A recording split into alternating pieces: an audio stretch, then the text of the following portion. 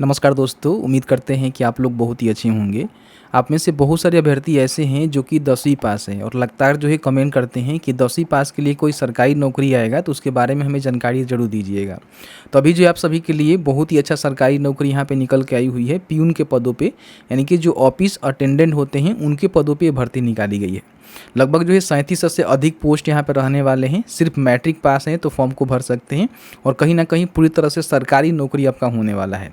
इस वीडियो में जो है पूरी जानकारी बताएंगे कि भर्ती कहाँ से निकाली गई है, कैसे निकाली गई है और इसका जो ऑनलाइन आवेदन करने का डेट है वो भी यहाँ पे समझिए कि लगभग आ चुका है कि कब से जो है फॉर्म फिलअप होगा। और मात्र जो है 100 रुपये का पेमेंट देकर जो है फॉर्म को भर सकते हैं, क्योंकि आप सभी जानते ही हैं कि बिहार में किसी प्रकार की कोई भर्ती आएगी तो उसका जो है मात्र यहाँ पे 100 रुपये ही एप्लीकेशन फ़ी देना है। आप किसी भी कैटेगरी से हैं, कोई भी दिक्कत नहीं है, ठीक है।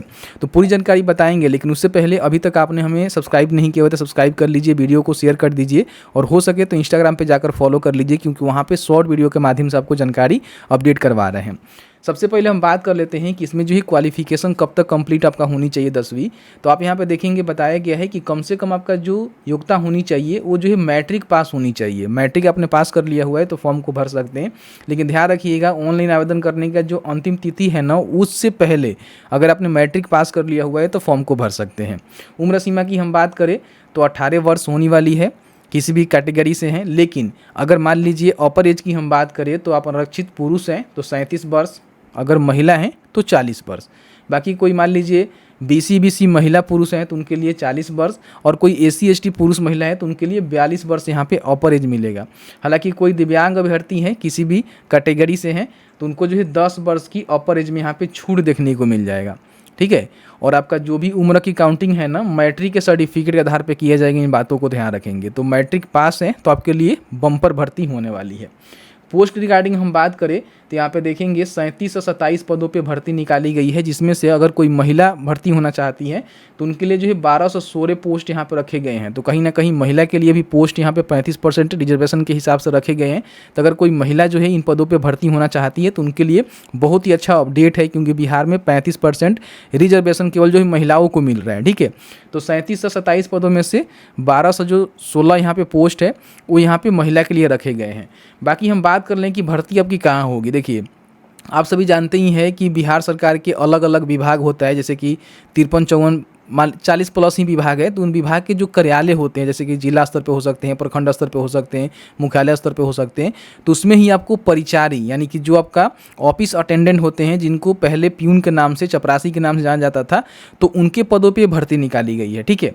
अब उसी कार्यालय में आपको काम करना होगा। तो यहाँ पर आपको देखने को मिलेगा कि आपको जो है कहाँ काम करना है।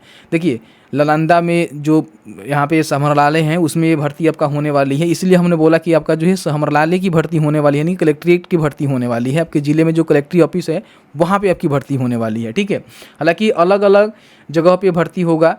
कहीं मान लीजिए मुख्यालय स्तर पे आपको भर्ती करा ली जाएगी तो पटना का जो मुख्यालय स्तर होता है, जैसे स्वास्थ्य विभाग हो गया, ठीक है, अलग अलग विभाग होगा, तो वहाँ पे भी भर्ती आपकी कराई जा सकती है। तो बहुत ही अच्छा पोस्ट है। जिला स्तर पर भी जो कार्यालय बनाए गए हैं वहाँ भी भर्ती हो सकती है। मुख्यालय स्तर पर जो कार्यालय बनाए गए हैं वहाँ भी भर्ती हो सकती है। तो कहीं ना कहीं ज़बरदस्त भर्ती होने वाली है, ठीक है। देखेंगे तो सभी जो यहाँ पे अलग अलग जो पद का नेम है, यहाँ पे देखेंगे कार्यालय विभाग का नेम भी आपको देखने को मिलेगा, कौन से विभाग कौन से कार्यालय में आपको काम करना है और वहाँ पे कितनी भर्ती है।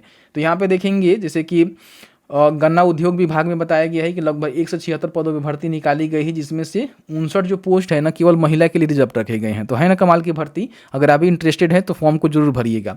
अब यहाँ पे हम बात कर लेते हैं कि फॉर्म जो है कब फिलअप होगा। देखिए, 25 अगस्त से जो है इसका फॉर्म फिलअप होने वाला है, लेकिन इसका डेट बढ़ेगा, क्योंकि आप सभी जानते ही हैं कि बिहार में जो है नया नियम लगा हुआ है कि अगर मान लीजिए बिहार में BSSC के थ्रू, BPSC के थ्रू, बिहार तकनीकी सेवा आयोग के थ्रू, CSBC के थ्रू, या फिर बिहार में जो दरोगा की भर्ती आयोग कराती है उसके थ्रू कोई भी भर्ती आती है, तो किसी भी कैटेगरी से कोई भी अभ्यर्थी है तो उसको जो है मात्र यहाँ पे 100 रुपये का पेमेंट देना है। लेकिन उससे पहले नोटिफिकेशन आया था, CGL 4 का भी नोटिफिकेशन आया था, जिसमें देखेंगे तो उसका जो है 18 अगस्त से ही आवेदन शुरू होने वाला था, जिसको स्थगित कर दिया गया और फिर अपडेशन के साथ आएगा, जिसमें 100 रुपये ही एप्लीकेशन फ़ी आपको देना पड़ेगा, क्योंकि सॉफ्टवेयर में भी अपडेट करना पड़ता है। सॉफ्टवेयर में 100 रुपये ही आपको देखने को मिलेगा।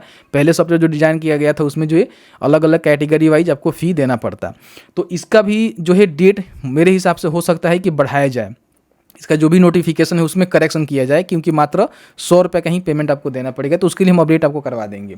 बाकी 26/9 तक जो है फॉर्म यहाँ पे भर सकते हैं। पूरी तरह से ऑनलाइन फॉर्म को भरेंगे। लेवल 1 का जो है सैलरी आपका होने वाला है, केवल मैट्रिक पास है तो आप यहाँ पे फॉर्म को भर सकते हैं। अब यहाँ पे हम बात कर लेते हैं कि आपका जो है सिलेक्शन कैसे होने वाला है। देखिए सिलेक्शन के रिगार्डिंग हम बात करें तो इसमें बताया गया है कि सबसे पहले तो बस नीट आपका एक एग्जाम होगा। अगर 40,000 से अधिक आवेदन आते हैं जो कि लाजिम यहाँ पे आएंगे तो इसमें प्री मेंस होगा, दोनों होगा, मुख्य परीक्षा भी होगा, प्रारंभिक परीक्षा भी होगा। इन बातों को ध्यान रखेंगे, ठीक है।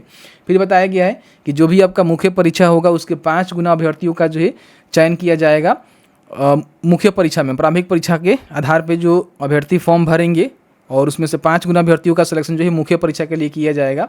इसमें बताया गया है कि सामान्य अंक गणित से क्वेश्चन पूछे जाएंगे, सामान्य ज्ञान से और सामान्य हिंदी से क्वेश्चन पूछे जाएंगे, जो कि 100 यहाँ पे क्वेश्चन रहेगा। एक क्वेश्चन के लिए 4 अंक दिए जाएंगे तो 600 आपको नंबर मिलेगा और 1 अंक की कटौती की जाएगी अगर आप एक गलत उत्तर देते हैं। इन बातों को ध्यान रखेंगे।